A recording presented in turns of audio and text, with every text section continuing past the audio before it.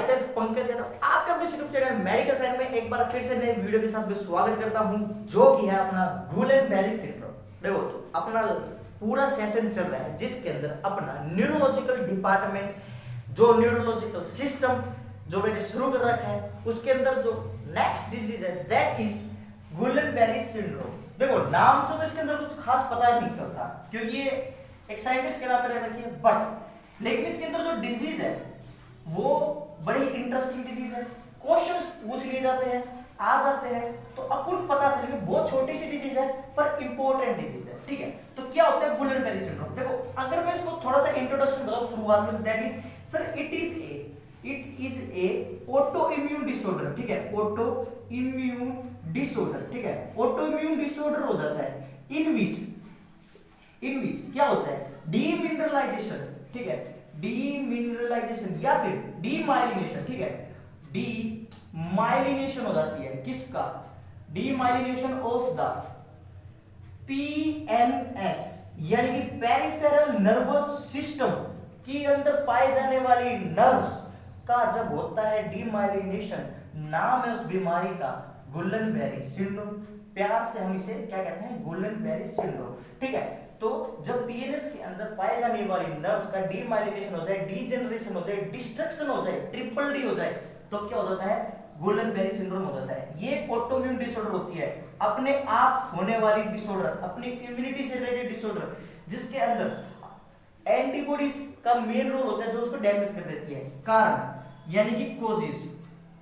देखो कोजेस अभी मैंने बताया ऑटोइम्यून डिसऑर्डर होता है। ठीक है, ऑटोइम्यून डिसऑर्डर होता है। ठीक है, एंटीबॉडीज बनती है, एंटीबॉडी जाके पीएनएस के अंदर डैमेज कर देती है, पेरिफेरल नर्वस सिस्टम के ऊपर होती है, नर्व्स का डीजनरेशन कर देती है। देखो जो माइलिनेशन होती है ना, अभी सभी को पता होगा, जो आपने न्यूरॉन का एक स्ट्रक्चर पढ़ा है तो उसके अंदर जो माइलिन शीथ होती है एक्सॉन के ऊपर, वो जो शीथ होती है उसका काम होता है भाई एक तो स्पीड बढ़ाना, किसकी? जो कंडक्शन हो रही है प्रॉपर तरीके से आगे तक, जो मैसेज आया है, जो न्यूरोट्रांसमीटर है उनको आगे तक ट्रांसपोर्ट करवाना। ठीक है, एक्सॉन से लेके डेंड्राइट्स तक, फिर डेंड्राइट्स से फिर से एक्सॉन से लेके डेंड्राइट्स तक जो पहुंचाया जाता है that is mainly by the axon plus में माइलिन शीथ उसको एग्रीगेट करवाती है, सर स्पीड करवाती है। ठीक है, अब वो हो जाएगी डिक्रीज, तो जिसकी वजह से क्या हो जाएगा? वो उसका डीमाइलिनेशन हो जाएगा, तो जिसकी वजह से जो प्रोग्रेसिव वीकनेस वगैरह होती है, क्रोनिक तरीके से इंसान के अंदर वीकनेस आ जाती है। नाम है उस बीमारी का, प्यार से बोलते हैं गुलेन-बेरी सिंड्रोम। ठीक है, अब क्या होता है कोज के बारे में मैंने बताया अभी कि देखो ऑटोइम्यून डिसऑर्डर होती है ये। एक और अगर मैं खास बताऊं तो कैंप ऐसा पाया गया है कि ना, कैंपटी पाइलोबैक्टीरिया होता है। ठीक है, कैंपटी पाइलोबैक्टीरिया पाया जाता है, पाइलोबैक्टर जूजुनाई। ठीक है, ये जो बैक्टीरिया होता है ये भी समटाइम्स ट्रिगर कर देता है किसको? सर जीबीएस गुलेन-बेरी सिंड्रोम को। बाकी इसके अलावा जैसे मान के चलिए कोई रेस्पिरेटरी ट्रैक्ट इन्फेक्शन हुआ, ठीक है, रेस्पिरेटरी ट्रैक्ट इन्फेक्शन हुआ, फेरेंजाइटिस हुआ, लैरेंजाइटिस हुआ, या फिर कुछ भी हुआ, उस कारण की वजह से अपने पास में इम्यूनोलॉजिकल रिस्पांस उठेगा। ठीक है, इम्यूनोलॉजिकल रिस्पांस आएगा तो उसकी वजह से एंटीबॉडीज फॉर्मेशन होंगी। एंटीबॉडीज फॉर्मेशन क्या करेगी? सर पीएनएस को जाके डैमेज कर देगी। तो this is the general condition sometimes which is asked. ठीक है, क्या होता है? देन उसके बाद दूसरे इसके साइन सिम्टम्स, यानी कि what are the main sign symptoms by which Guillain-Barré syndromes can be identified easily. Then first the sign symptoms of Guillain-Barré syndrome that is chronic progressive, यानी कि chronic यानी कि लंबी, progressive यानी कि धीरे धीरे बढ़ने वाली। और कैसे? सर ascending वे से, यानी कि ground to brain चलती है ये डिजीज हमेशा। कहां से? पैर से वीकनेस शुरू होगी और दिमाग तक चलेगी। तो जो असेंडिंग वीकनेस होती है वो होती है किसके अंदर? गुलेन-बेरी सिंड्रोम के अंदर। और जिसके अंदर डिसेंडिंग होती है यानी कि दिमाग से नीचे तक चलती है उसे कहते हैं मिस्थेनिया ग्रेविस, जो कि आगे मैं बताऊंगा कि वो डिजीज क्या होती है। ठीक है, तो ग्राउंड टू ब्रेन यानी कि पैर से लेके ऊपर तक वीकनेस होने लग जाएगी। अच्छा, क्या होगा? नंबनेस होगी। ठीक है, नंबनेस होगी, पैरेस्थीसिया हो जाएगा। ठीक है, पैरेस्थीसिया हो जाएगा। और क्या होगा?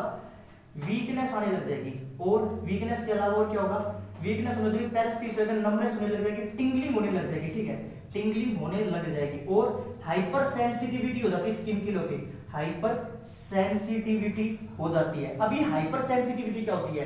यानी कि शरीर इतनी ज्यादा सेंसिटिव हो जाती है स्किन की पूरी बॉडी पे एक कपड़ा नहीं सहन होता, बॉडी से इतना वजन भी सहन नहीं कर सकती, इतनी स्किन सेंसिटिव हो जाती है तो इस बीमारी के अंदर। बाकी इसके अलावा क्या होता है, देखो अगर ऊपर से खराब होती जाए तो पैर वीक ना होंगे। बाकी इसके अलावा बाउल ब्लैडर डिसफंक्शन हो सकता है, ठीक है, बाउल ब्लैडर डिसफंक्शन हो सकता है।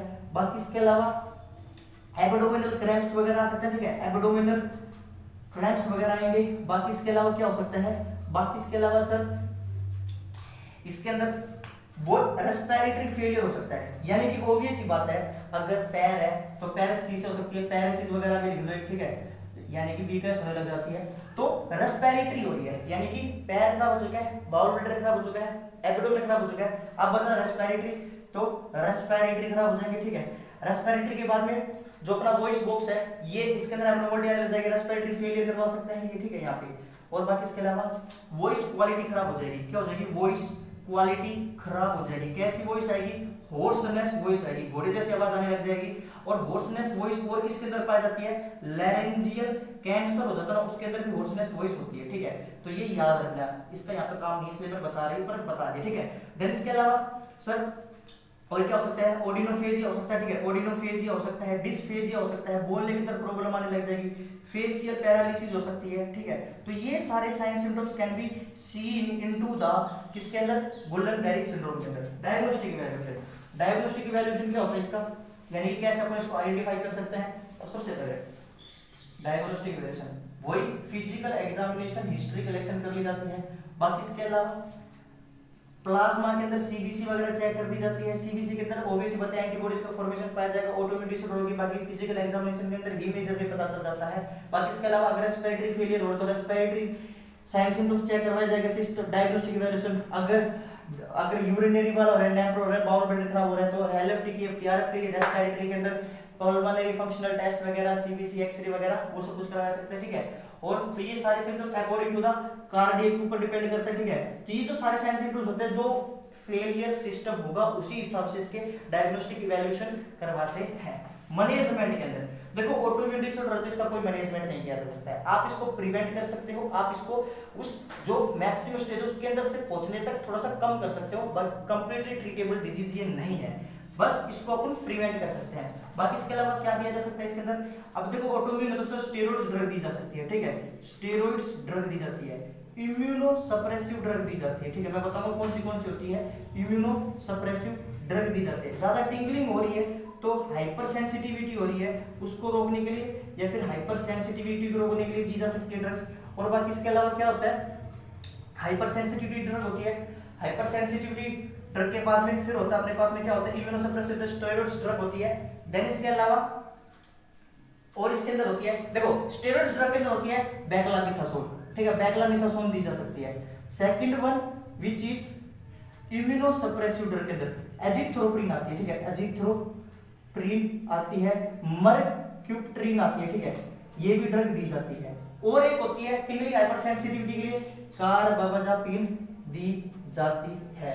और बाकी इसके अलावा प्लाज्मा फेरेसिस करवाते हैं इसके अंदर, क्या प्लाज्मा फेरेसिस करवाते हैं जिसके अंदर से ग्लोबुलिन्स वगैरह को बाहर निकाल लिया जाता है, प्लाज्मा फेरेसिस जो डैमेज करवाती है इसको। बाकी इसके अलावा जो पेरिफेरल के अंदर जो माइलिन शीथ बनाते हैं वो तो स्क्वान सेल्स, अगर वो पार्शियली डैमेज हुए हैं तब तो वापस से फिर भी माइलिन शीथ बन सकती है, और कंप्लीटली डैमेज हो गए तो वो इरिवर्सिबल हो जाएगी, कभी भी ठीक नहीं होगी। बाकी प्रॉपर तरीके से एम्बुलेंस, अच्छा दिमाग के अंदर जो माइलिन शीथ के न्यूरॉन्स पाए जाते हैं वो माइलिन शीथ बनाती है, वो ओलिगोडेंड्रोसाइट बनाती है, तो ये चीज याद रखना, ठीक है। बाकी इसके अलावा इसके अंदर बाउल ब्लैडर के फंक्शंस को मेंटेन किया जाता है, रेस्पिरेटरी को मेंटेन किया जाता है, respiratory failure new most common complication जो इसके अंदर पाया जाता है, रेस्पिरेटरी फेलियर हो जाता है तो उसके अंदर प्रिवेंट करवाते हैं। बाकी एम्बुलेशन वगैरह प्लस में प्रॉपर तरीके से खाना जाए तो मतलब कि च्यूइंग वगैरह के अंदर बक्कल कैविटी के अंदर सही ढंग से रखे, अगर फेशियल तक पहुंच चुकी है, अगर पैरालिसिस तो बाकी ये सारा सब कुछ इसके अंदर मेंटेन किया जाता है। तो this is all about the Guillain Barre syndrome. I hope आपने ये वीडियो यहाँ तक देखी होगी, कुछ समझ में आया होगा, और कुछ आप थोड़ा सा खुद पढ़ोगे तो वो अच्छे से आ जाएगा। फिर भी कंफ्यूजन लगे